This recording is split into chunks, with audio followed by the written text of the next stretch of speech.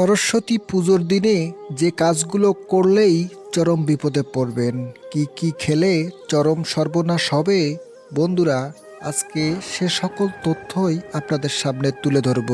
যদি তা করতে পারেন আপনার জীবন সুখ শান্তিতে ভরে উঠবে এবং আপনি বা আপনার সন্তান প্রচুর জ্ঞান লাভ করবেন, উচ্চশিক্ষায় শিক্ষিত হবেন।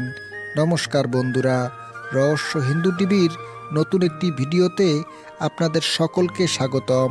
আপনি যদি আমার চ্যানেলের নতুন সদস্য হন তাহলে অবশ্যই চ্যানেলটি সাবস্ক্রাইব করে আমাদের পাশেই থাকবেন এবং মা সরস্বতীর আশীর্বাদ পেতে সবাই বলুন জয় মা সরস্বতী। এবার আমি সরস্বতী পুজোয় কোন কাজগুলো করা নিষেধ, করলে ঘোর সর্বনাশ আসবে সে সকল তথ্যই আলোচনা করব। 1 নম্বর যে কাজটি করলে চরম সর্বনাশ হবে সেটি হলো হাতে খড়ি। ভুলেও এটি করা যাবে না, অন্য কোনো ভালো তিথিতে করতে হবে।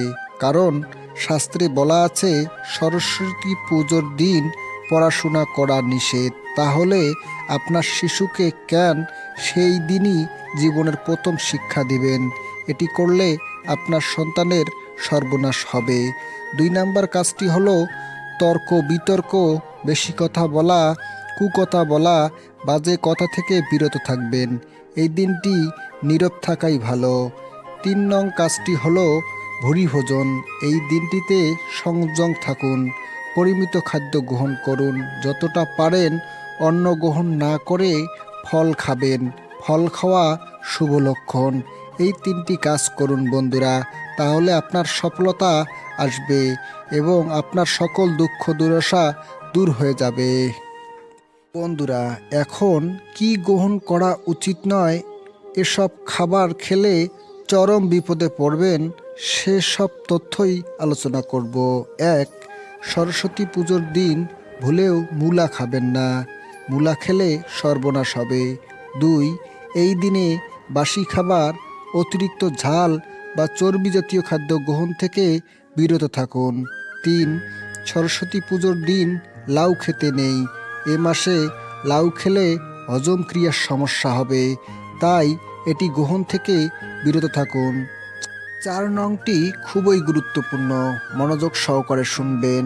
এই দিনে কখনো বেল খাবেন না, তাহলে আপনার সকল ধন সম্পদ নষ্ট হবে। 5 নংটি হলো এই দিনে টক ঝাল খাওয়া থেকে বিরত থাকবেন। 6 নম্বর সরস্বতী পুজোয় কখনো কলা সবজি হিসাবে খাবেন না, তাহলে আপনার সর্বনাশ অবশ্যই হবে। শেষটি হলো এই দিনে তামাক বা নেশা জাতীয় খাবার খাবেন না, তাহলে সরস্বতী দেবীর ক্ষোভের মুখে পড়বেন, আপনার জীবন শেষ হয়ে যেতে পারে। তো বন্ধুরা, এ সকল কাজ যদি আপনি করতে পারেন আপনি সফল হবেনই। বন্ধুরা, ভিডিওটি কেমন লাগলো অবশ্যই কমেন্ট বক্সে জানাবেন এবং সবাই মা আর সরস্বতীর আশীর্বাদ পেতে অবশ্যই একবার বলুন জয় মা সরস্বতী।